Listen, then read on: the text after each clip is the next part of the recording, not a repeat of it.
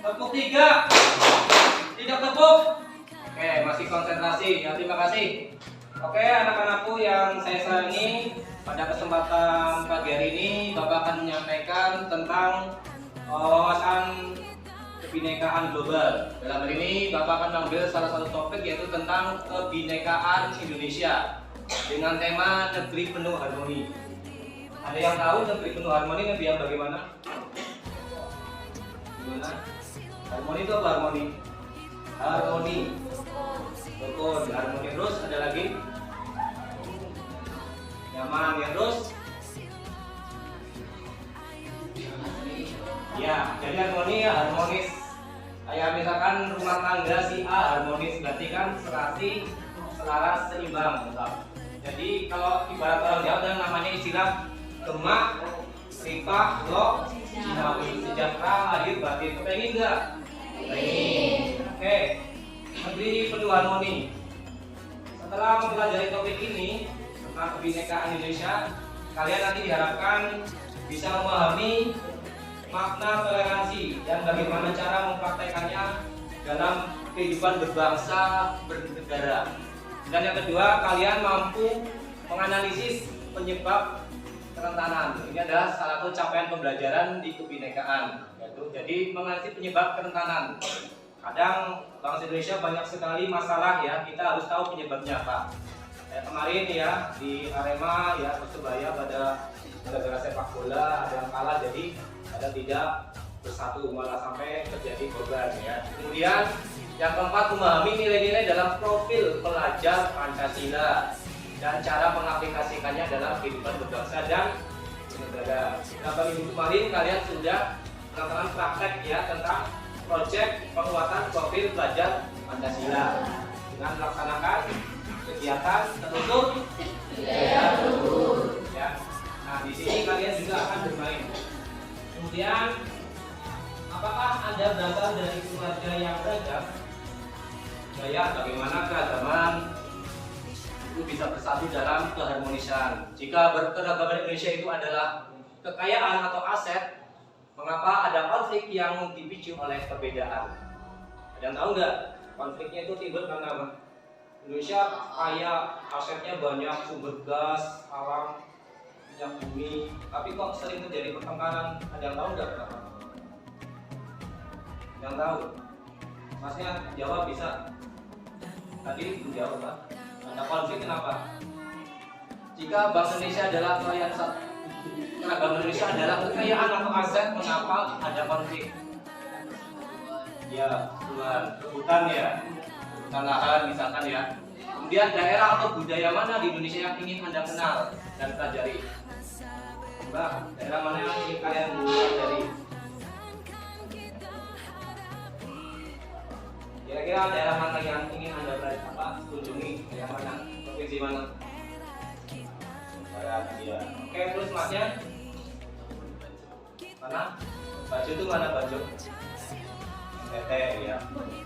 Kemudian ada lagi yang bisa yang pengen kunjungi ke daerah mana? Atau daerah mana? Oh ya, Bali. Kenapa di daerah Bali ada apa?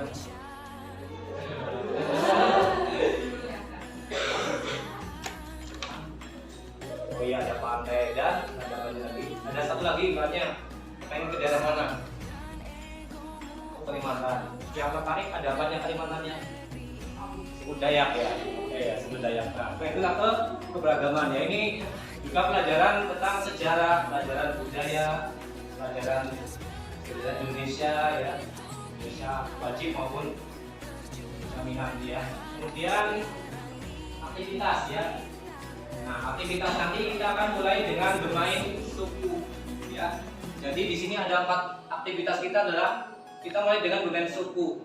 Anda akan berperan sebagai anggota dari salah satu 4 suku yang ada ini. Setiap suku memiliki karakteristik atau mempunyai ciri-ciri khusus atau misi yang harus dicapai. Namun dalam menjalankan misi ini ada banyak rintangan atau hambatan. Nah, nanti kalian akan menjalankan misi yang sudah saya siapkan. Nanti ada suku Musi, suku Sobo, suku Bobo, suku Kopi ya. Oke, bermain ini, silakan kalian berdiri. Berdiri dulu dibentuk kelompok. Oke. Dari sebelah sana hitung dari 1 sampai 7 gambar. Terus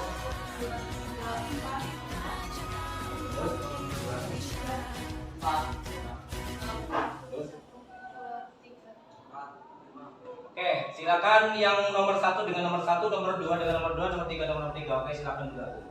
Nomor 1 sebelah sana. Oke, di bawah kursi, kursinya. Digabungkan nggak apa-apa. Di pojok sana, kelompok 1 ya. Kelompok 1 dengan yang tadi nomor 1 dengan nomor 1, nomor 2 dengan nomor 2, nomor 3 dengan nomor 3. Ayo, kita bentuk kelompok untuk membentuk suku, nama-nama suku. Yang lima ini gimana? Oke, nanti menggunakan bahasa isyarat atau kemana? Yang menggunakan bahasa isyarat atau kemana? Tidak bisa ngomong. Jadi nanti kamu terakhir ya. Oke, ini kamu nanti transaksi itu ya sombo, tombol yang ini maju. Kamu bawa satu lah yang mau dijual atau tidak?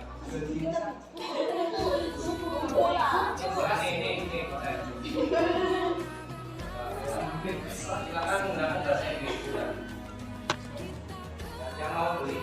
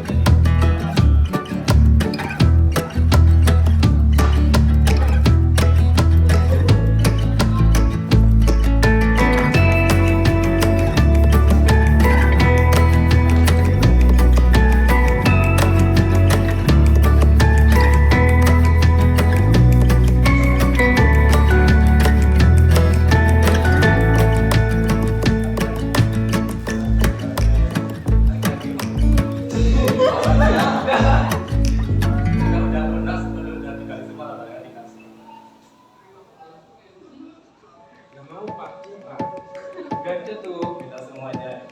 Nanti kalau minta semuanya belum dikasih.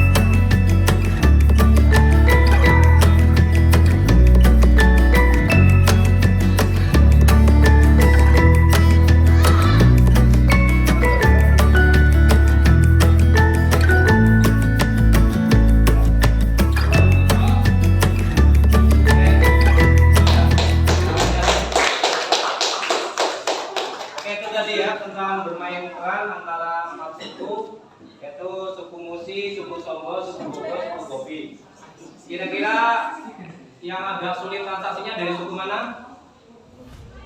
Yang agak sulit transaksinya agak lama suku mana? Bobo. Karena kenapa? Pakai bahasa isyarat. Iya, menggunakan bahasa isyarat. Sementara yang mau membayar tidak tahu harganya berapa, ya kan? Ini adalah namanya kebinekaan, ya kan? Jadi kita tetap menghormati sesama suku. Ada 4 suku di sini, suku Musi, suku Songgo, suku Bobo, dan suku Gopi. Mereka saling bertransaksi. Dan yang paling kaya, yang paling punya duit banyak itu suku Musi. Ya caranya, ibaratnya ya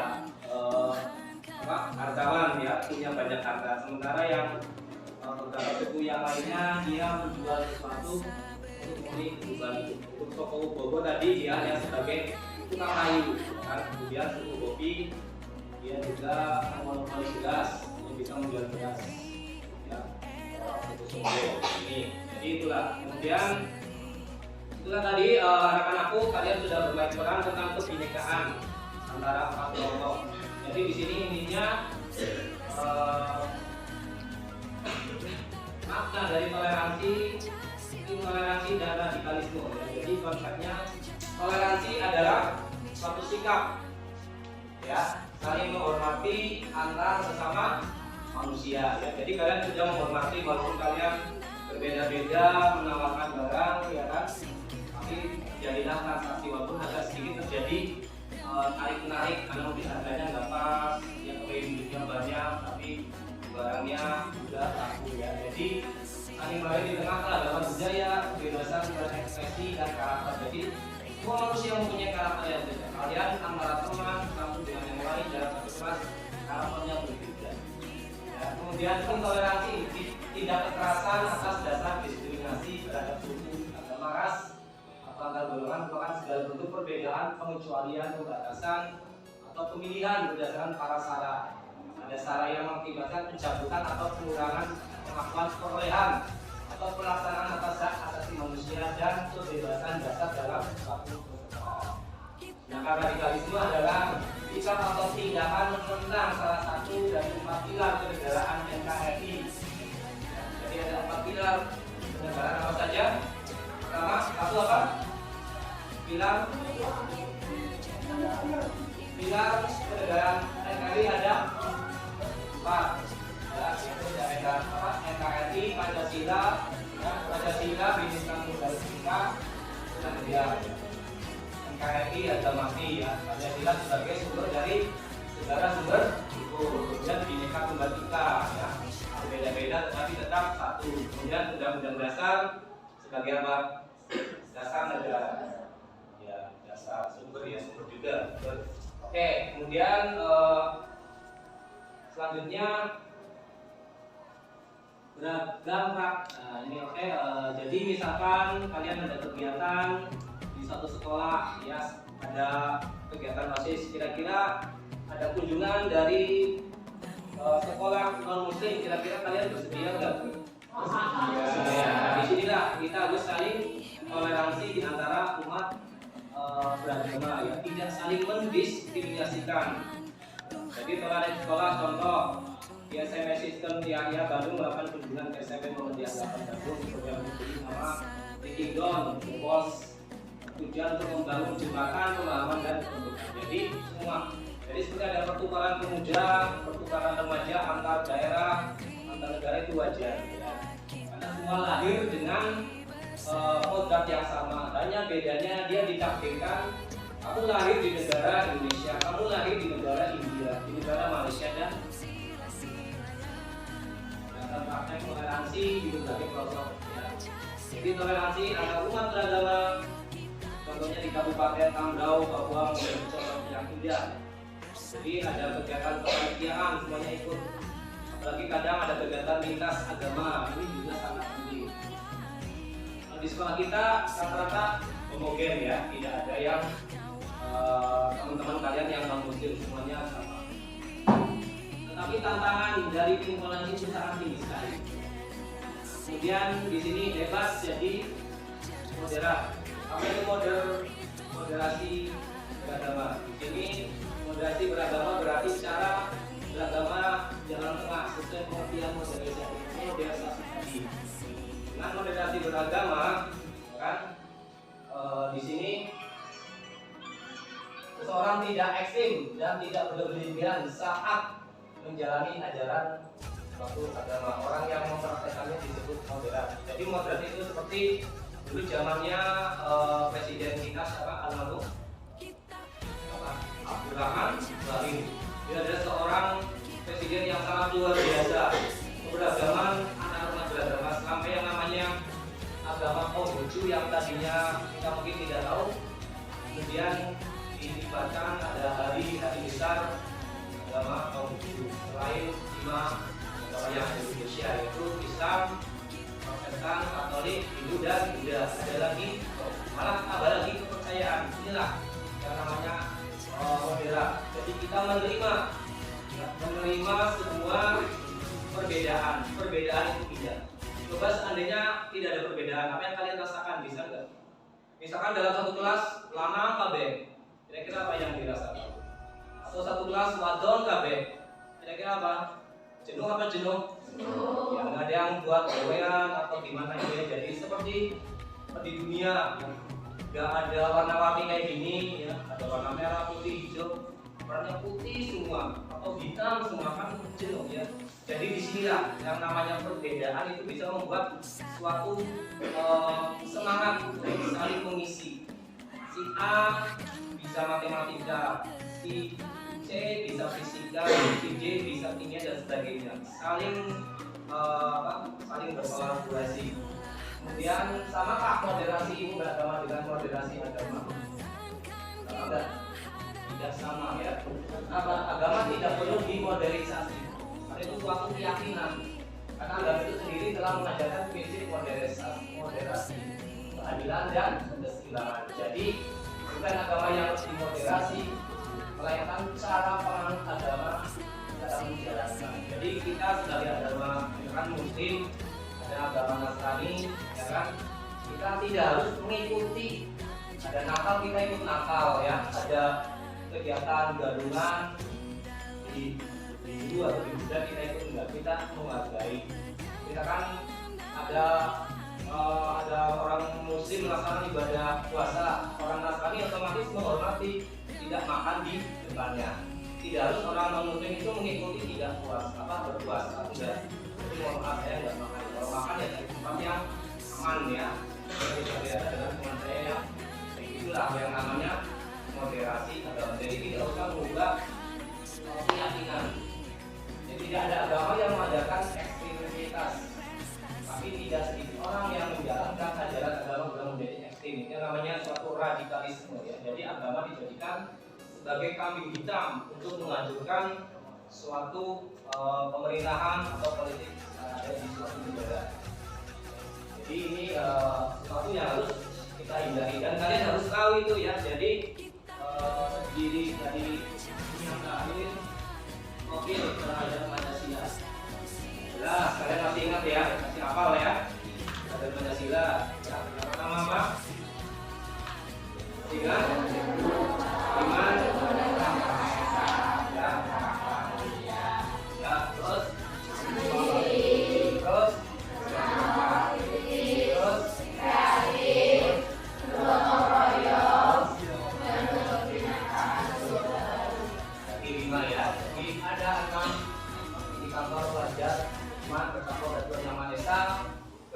Mulia, mandiri, bernalar kritis, kreatif, bergotong royong dan berkebinekaan. Semoga kalian masih ingat karena kemarin kalian baru saja melaksanakan kegiatan proyek pembuatan profil belajar Pancasila. Ini tentang pendidikan global.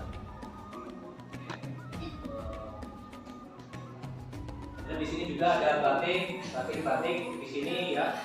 Di sini batik juga sebagai pemersatu bangsa. Ada batik Bukti, batik Parung, batik Kampung, batik Megamendung, batik juga.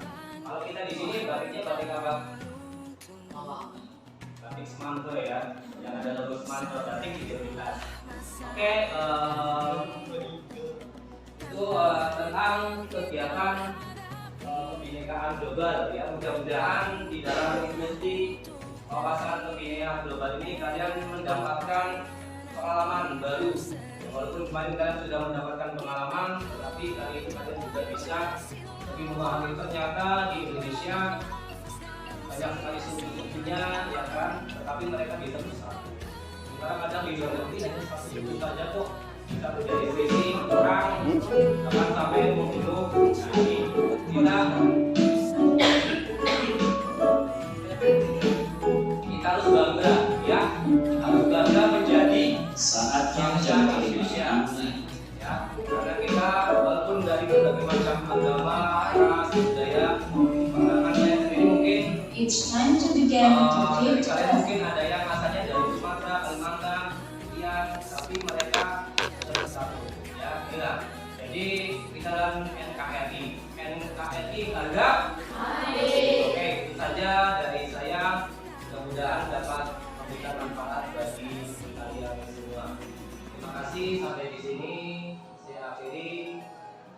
Nanti kita tutup dengan doa bersama. Ya, silakan. Kita nanti habis ini melanjutkan kegiatan kelas. Saya akhiri sampai di sini. Assalamualaikum warahmatullahi wabarakatuh. Waalaikumsalam warahmatullahi wabarakatuh. Semangat pagi. Pagi.